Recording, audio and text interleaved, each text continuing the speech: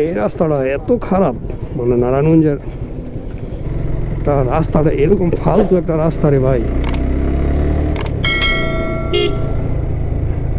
এই রাস্তাটা একদম বাজে বাজে বাজে অবস্থা। দেখেন দেখি অবস্থা, আল্লাহু আকবার,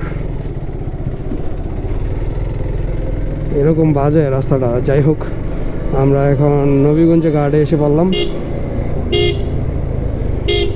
দেখি ফেরি পাওয়া যায় কি না।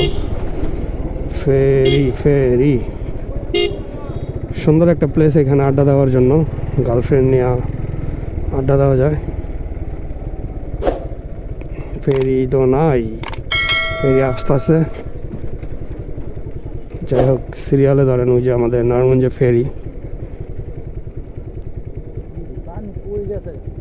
ও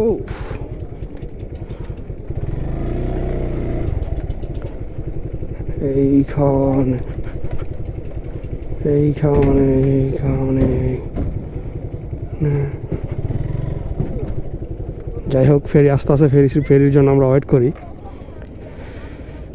এক ফেরি ছাইড়া দিছে, আরেক ফেরি আমরা বিপদে পড়ে গেলাম। দেখা যায় বিপদ কি, 1 ঘন্টা লেট, 1 ঘন্টা বসে থাকতে হবে আমাদের।